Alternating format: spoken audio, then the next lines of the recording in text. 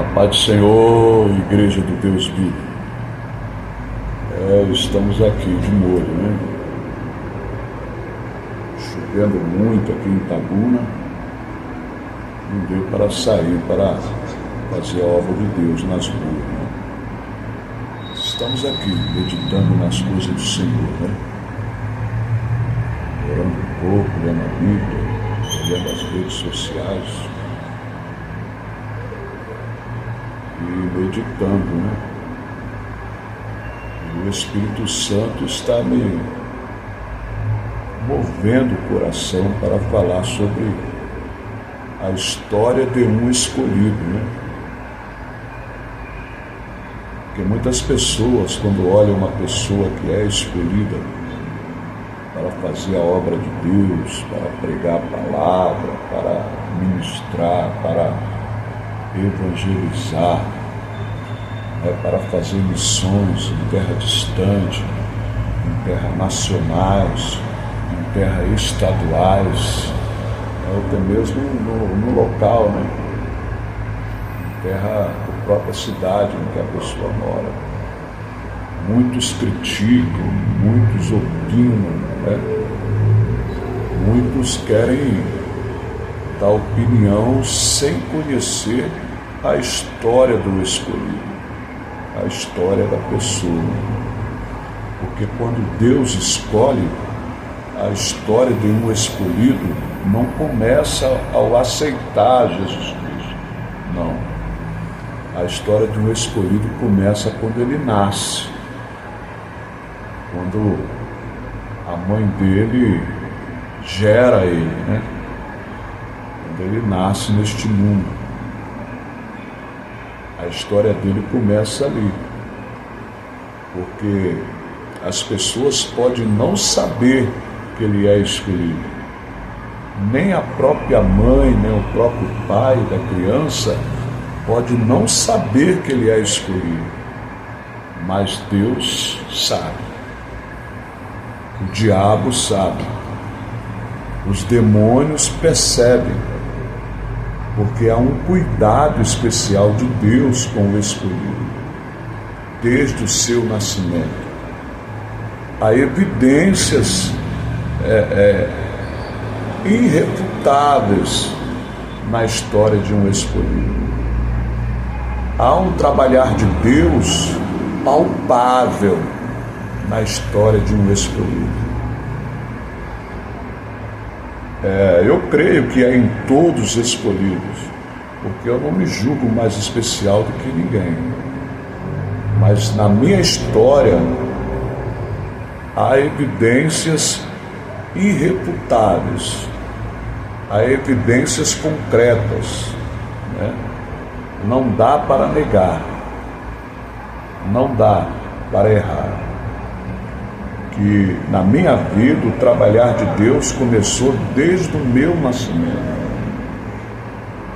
A minha história, ela tem o dedo de Deus em toda ela. Ela tem um trabalhar de Deus em toda a minha existência na face dessa terra. Porque hoje eu percebo, hoje não dá nem para mim negar que eu sou escolhido para fazer a obra de Deus. Não pelo meu mérito, não pela minha própria força, não pela minha própria sabedoria, que nem tenho, mas pelo trabalhar de Deus na minha vida, pelo trabalhar do Espírito Santo na minha existência, ao longo da minha vida pregressa na face dessa terra. Por isso que não tem como eu negar nada do que Deus fez por mim, porque a evidência é muito forte, né? A prova é muito forte, é muito concreta, né? É fato, é real que Deus trabalhou na minha existência ao longo da minha vida pregressa, desde o meu nascimento. E eu creio que é assim em todos os escolhidos. Todos aqueles que Deus escolhe para fazer algo para Ele.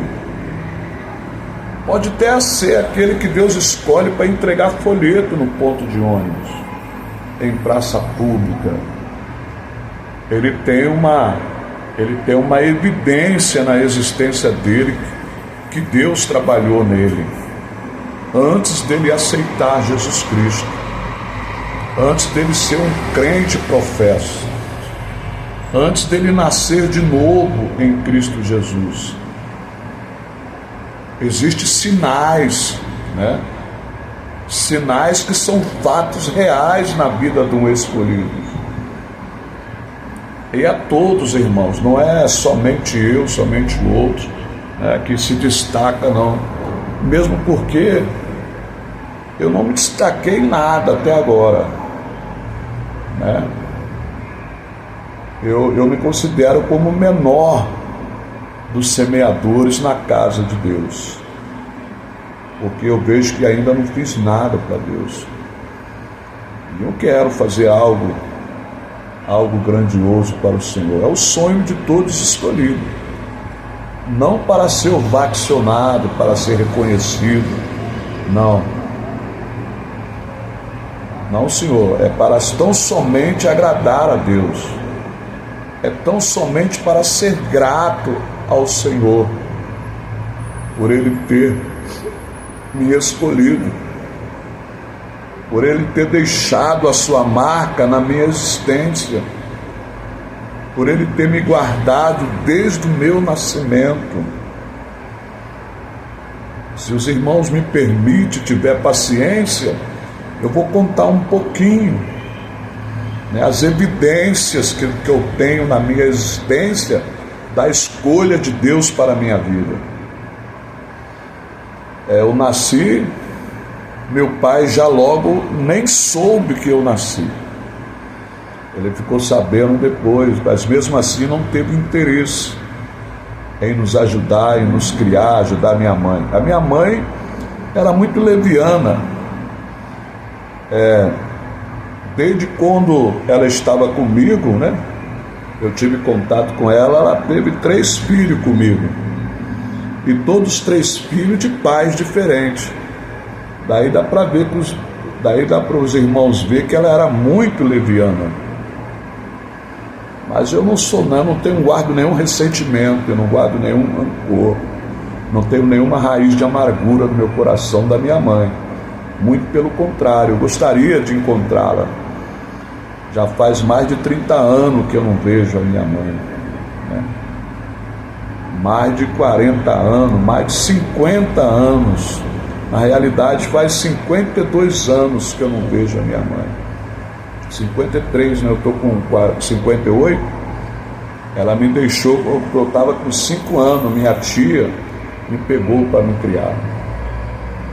Mas eu ainda com ela, eu vejo as mãos de Deus na minha vida. Eu fui acidentado, um carro me pegou. Eu fui atravessar a rua e um carro me atropelou, me jogou lá no bar. Eu avoei, mas não aconteceu nada comigo. Não quebrei nenhum osso, não fiquei nem machucado. Olha as mãos de Deus aí. Eu lembro também que uma certa vez eu morava na Ponte Alta, ali em Volta Redonda, Rio de Janeiro.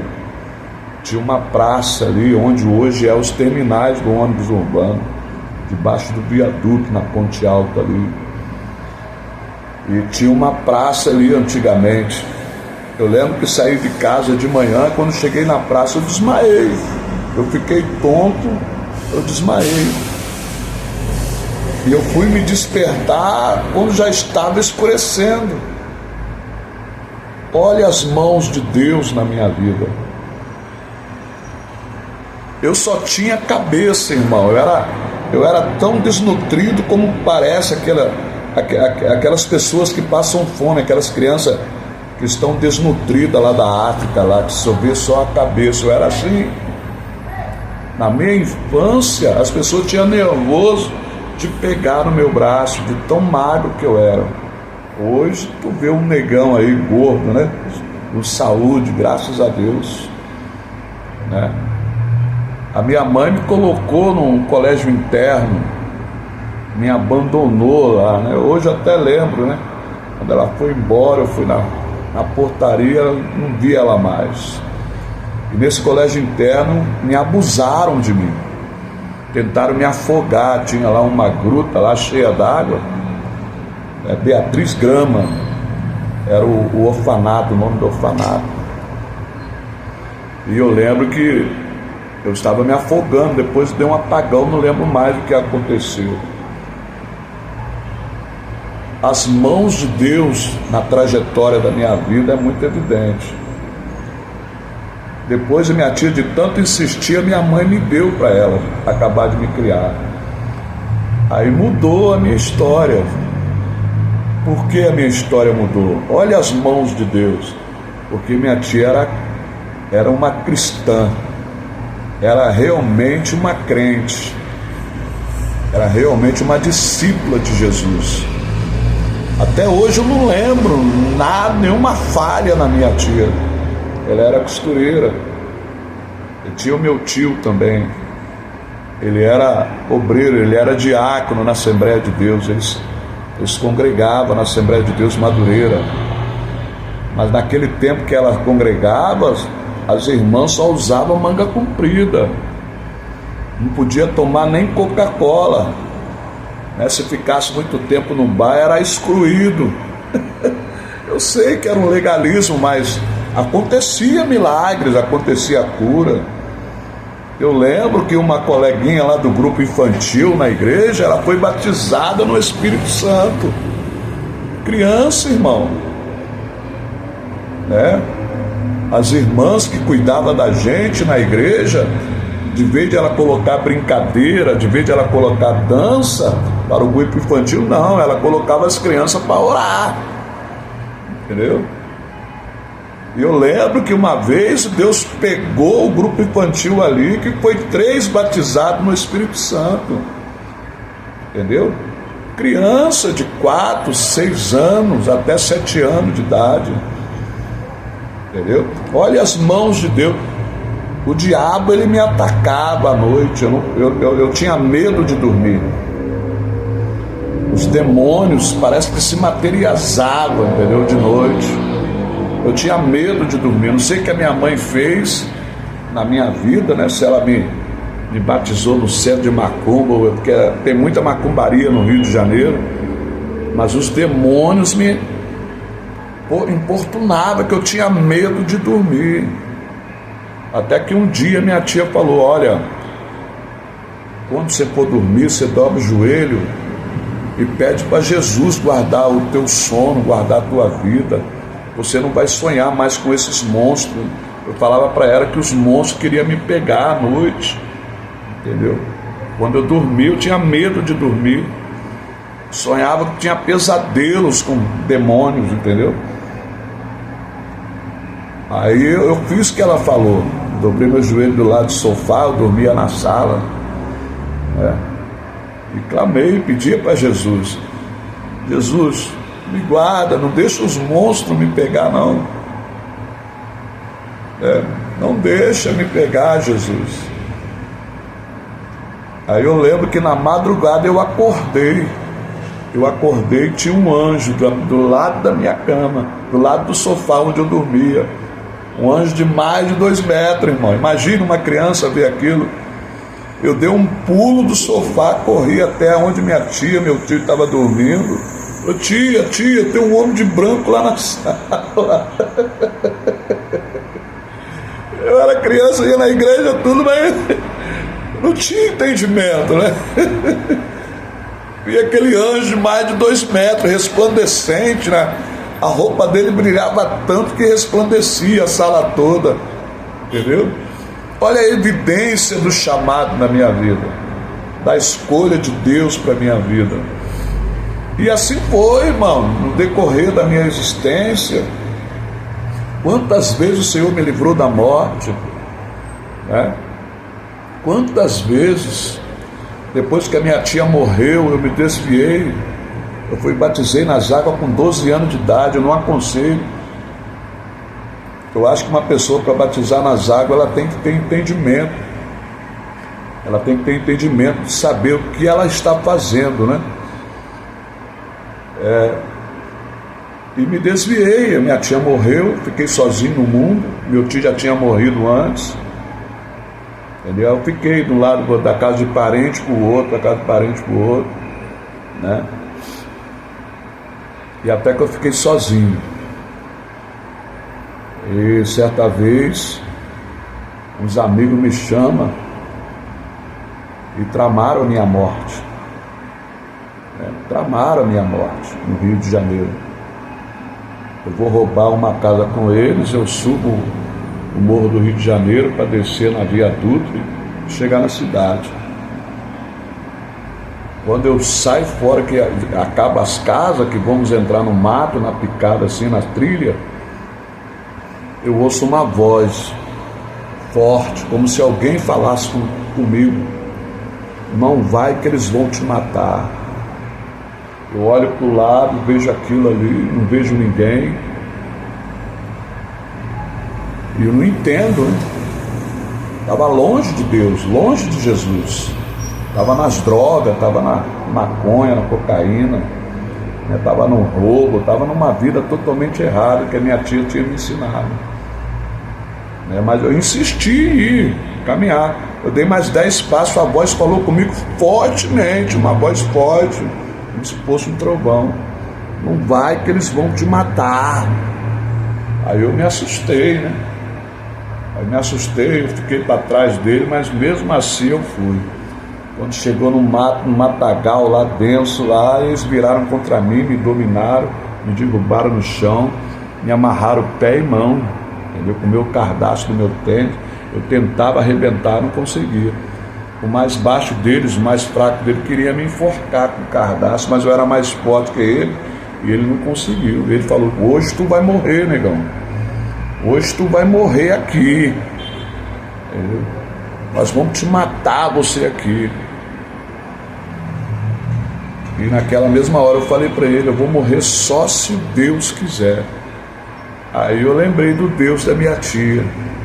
Quando eu lembrei do Deus da minha tia, apareceu um vizinho ali, um morador dali, né, perto ali, que passava naquela trilha ali. E eles ficaram assustados, porque o morador viu toda aquela movimentação, eu amarrado ali no chão. O morador saiu correndo, entendeu? Aí eles ficaram com medo, porque o morador viu, que reconheceu eles, entendeu? Reconheceu eu também. Aí eles se afastaram para planejar o que queria fazer comigo. Aí nisso que eles se afastaram, eu vi um relâmpago passando no meio das minhas pernas, cortou a corda que estava amarrada nos meus pés. E uma mão invisível me levantou. E a mesma voz falou: corra e não olha para trás. Eu desci o morro numa disparada, irmão. Eu cheguei num restaurante, quando todo mundo viu amarrado assim, todo mundo se afastou, correu de mim. Aí eu rapei a mão no peitoral da ponte, quebrei a corda. Tudo isso eu tinha o quê? Eu tinha 19 anos de idade. Hoje eu estou com 58. Eu tinha 19 anos, olha as mãos de Deus aí. Aí eu fugi para outra cidade chamada Volta Redonda. Minha tia morava lá. E ela era uma crente também, uma crente de oração. Toda segunda-feira as irmãs do ciclo de oração se reuniam lá na casa dela para orar. E eu cheguei lá, não falei nada para ninguém, né? Cheguei meio acabrunhado, não falei nada para ninguém, entendeu? Senão os filhos da minha tia, da minha prima, não iam deixar eu dormir lá. Aí eu acordei com as irmãs orando. Aí fui tomar café, elas estavam orando na copa e tinha um muro, né, que dividia a copa da cozinha. Quando eu fui levar o copo de café na boca, Deus tomou uma irmã que eu nunca tinha visto na vida. Por isso que eu creio em profecia. Eu creio que Deus usa os vasos dele. Eu creio que Deus usa as profetisas, os profetas ainda na terra. Eu creio, irmão. Existe e é real, porque aconteceu comigo. Uma irmã que eu nunca tinha visto, que eu nunca tinha conhecido. Deus pegou ela e tomou e falou: conserta a tua vida. Conserta a tua vida, porque fui eu que te livrei da morte ontem. Olha o trabalhar de Deus na minha vida. Olha o trabalhar do Senhor na minha vida. Entendeu? E aconteceu muitas outras coisas, muitos perigos de morte que Deus me livrou. Quantos perigos de morte que Deus me livrou. Quantos perigos de morte que Deus me livrou. Eu lembro por causa de um delito que eu tinha, o primeiro delito que eu tinha feito na vida, 157, assalto à mão armada. Entendeu? O primeiro delito que eu fiz, eu estava com o quê? Com 20 anos de idade. Primeiro delito que eu fiz.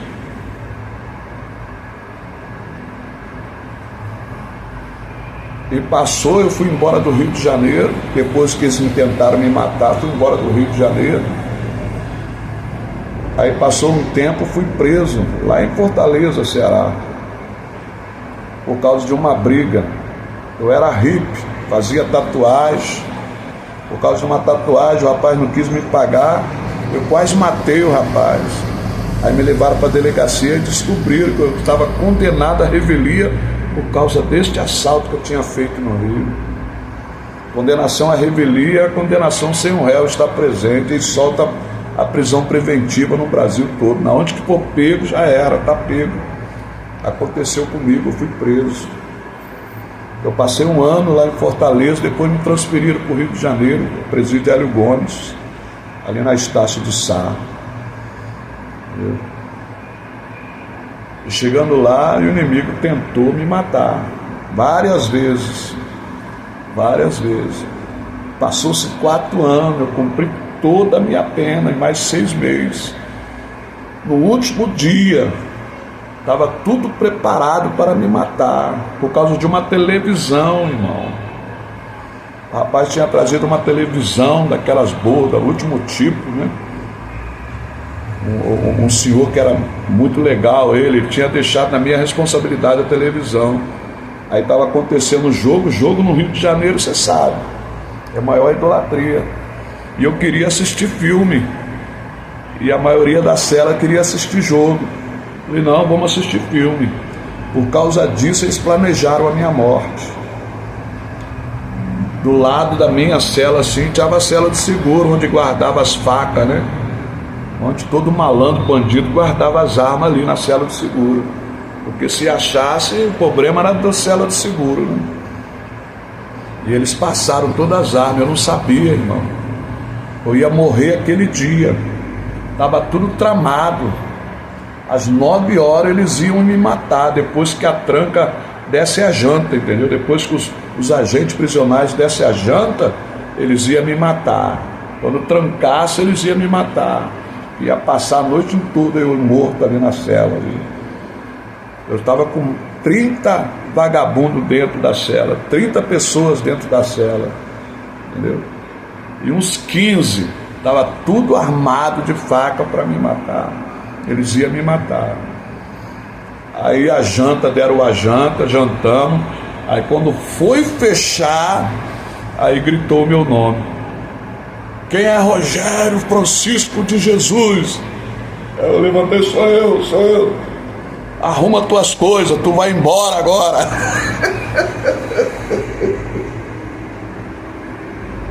Parece que caiu uma bomba atômica lá na cela.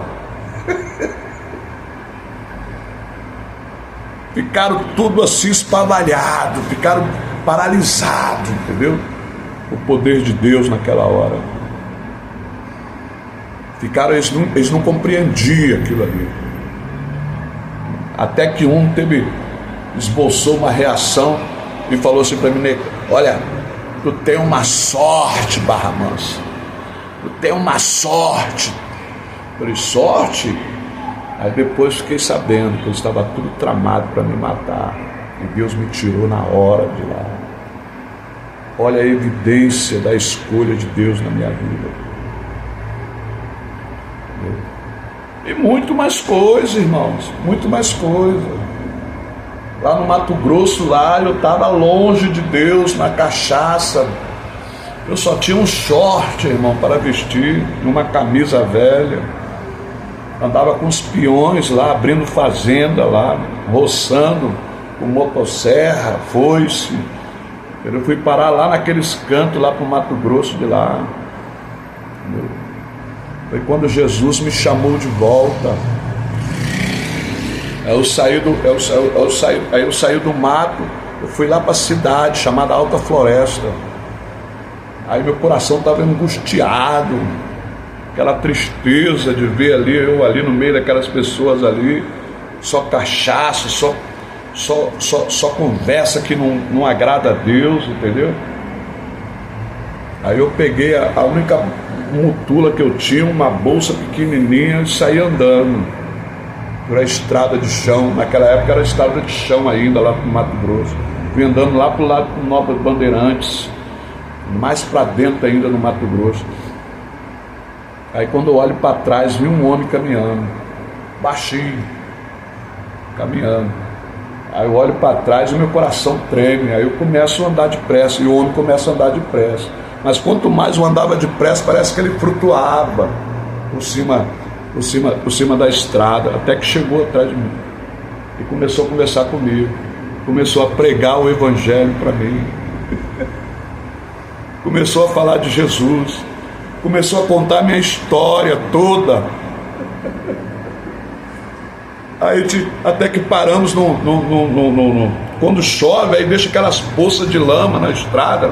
Era estrada de terra, de chão, não era asfalto. Aí deixa aquela poça de lama na estrada, né? Ele para numa poça de lama e mete a mão na poça de lama, arranca um peixe desse tamanho. Era um mandizinho desse tamanho. Quando ele pegou pelo rabo, o mandizinho ficou... Não sei como aconteceu aquilo ali, mas o mandizinho ficou... Aí parece que um pescador tinha perdido aquele manji ali. Aí ele pegou o mandi, ali tem uma ponte, ali tem uma água ali. Aquele peixe na lama era eu, irmão.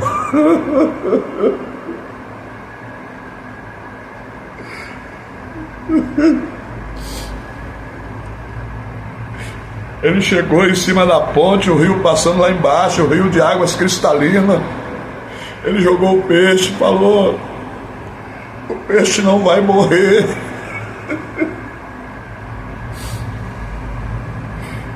Aí ele me convida para reconciliar com Jesus. Eu dobro meu joelho ali naquela estrada poeirenta de Alta Floresta e volto para Jesus.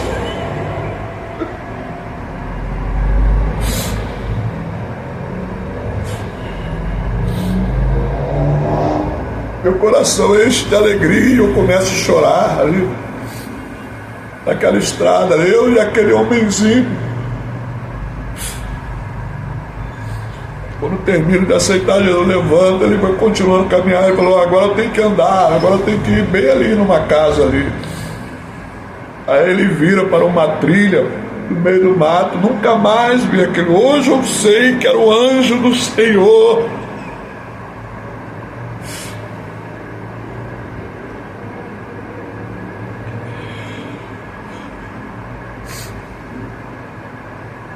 Daquele momento em diante a minha vida fez assim, ó, deu uma virada. Eu estava com muita fome, apareceu lá um pé de mamão, do mamoeiro. Matei a fome ali comendo mamão, continuei andando, falando com Deus. Aí veio de encontro a mim um homem de cavalo. Ele passou por mim, me cumprimentou e depois voltou e falou: você quer trabalhar, mano? Falei: quero. Aí me levou para uma fazenda, me deu comida, me deu pouso, me deu tudo. Já era perto da cidade, Nova Bandeirantes. Ali eu pude ir para a igreja, eu pude glorificar ao Senhor, eu pude reconhecer o milagre de Deus na minha vida. Não adianta, irmão, quem é eleito, não adianta o diabo querer matar, que não vai conseguir. Deus não vai permitir isso. Quem é escolhido de Deus não vai morrer.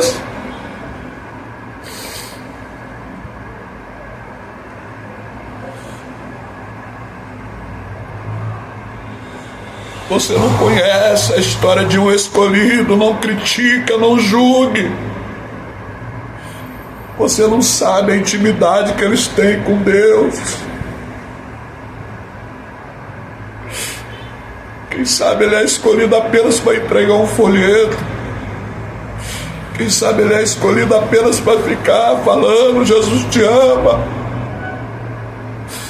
Quem sabe ele é escolhido para ficar com uma caixinha simples, com microfone, pregando a palavra de Deus, até mesmo erradamente, mas falando de Jesus.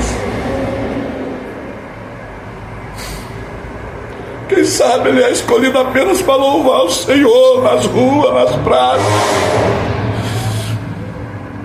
nas delegacias, nos presídios, nos hospitais.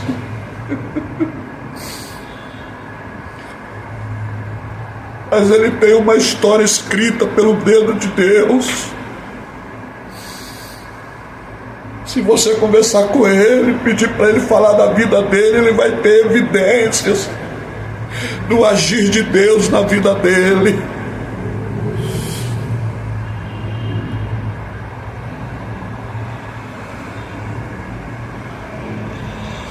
Quantas vezes eu quis fugir de Deus, como Jonas. Quantas vezes eu quis. Mas graças a Deus que Deus não desistiu de minha vida. Deus não desiste dos seus escolhidos. Deus não desiste dos seus eleitos. Se Ele começou a boa obra, Ele vai completar até o dia do nosso Senhor e Salvador Jesus Cristo. É isso que muitos não entendem, irmãos. Nós não temos poder para nada. Nós não podemos nada, irmão. Não adianta falar para uma pessoa que aceitou Jesus: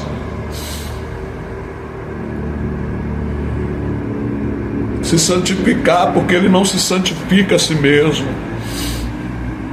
Não adianta falar para uma pessoa que aceitou Jesus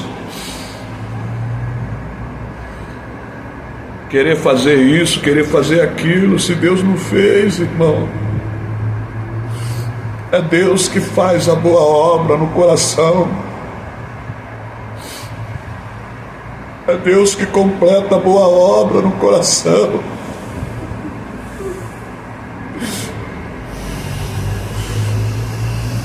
Eu fico estarrecido quando eu ouço alguém dizer que eu paguei o preço. Como uma irmã me falou: ó, irmão, eu tenho dinheiro porque eu paguei o preço, olha só.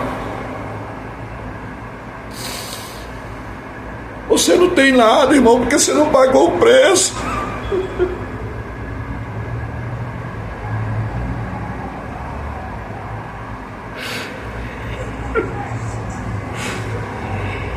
Ninguém consegue pagar o preço que Jesus pagou, meu irmão. Ninguém consegue pagar o preço que Jesus pagou.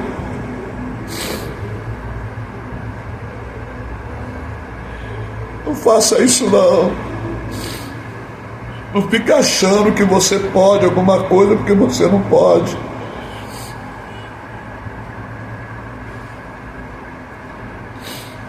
Não adianta você querer jejuar para ter poder se Deus não quiser. Não adianta, irmão.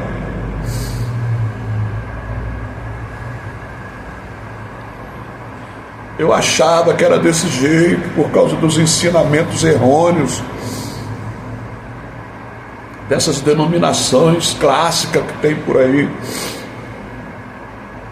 Se você pagar o preço, Deus vai ter que te dar poder, Deus vai ter que te dar unção, Deus vai ter que te... Oh, irmão, para com isso. Nós somos pecadores que merecemos o inferno. Se a misericórdia do Senhor não nos salvar, o que será de nós? Nós não somos maiores do que os anjos que foram enganados por Satanás. Nós não somos maiores do que os anjos que foram lubridiados pelo diabo. Se Deus tirar a mão, meu Deus, tenha misericórdia de nós. Se Deus tirar a mão, tenha misericórdia de nós, Senhor. O nosso coração só tem maldade. O nosso coração só tem orgulho, só tem inveja. Queremos ser mais do que o nosso semelhante, não somos nada.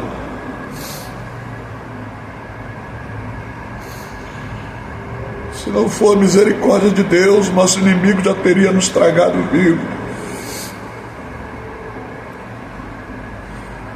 Que você possa reconhecer isso, irmãos. Precisamos do Senhor. Precisamos do Senhor ao deitar, ao se levantar. Precisamos do Senhor até mesmo para respirar. Precisamos de Deus em toda a nossa existência, em todos os nossos caminhos, porque sem Ele nada somos, sem eles nada podemos. Você possa meditar na evidência dos escolhidos de Deus. Eu perguntei para os testemunhas de Jeová qual a evidência que eles tinham daquilo que eles estavam pregando, se era verdade ou não. Qual a evidência que eles podiam me mostrar? Porque aquilo que eles estavam pregando ali era verdade. Eles não tinham nenhuma evidência, não tinham nenhuma experiência com o Todo-Poderoso. Todos escolhidos, a história começa ao nascer. Ele tem uma história para contar.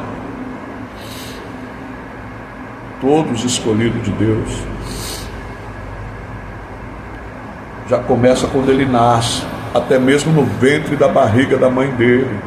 O diabo tenta matar ele, porque vê o agir de Deus, vê o trabalhar de Deus na vida dele.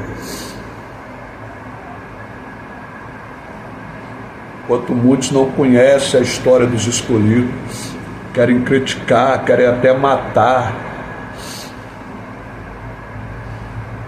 Mas cuidado, para você não estar trabalhando contra o próprio Deus. Cuidado quando você falar de um escolhido, você não estiver falando do próprio Deus. É muito perigoso isso. Vocês possam ser abençoados em nome de Jesus.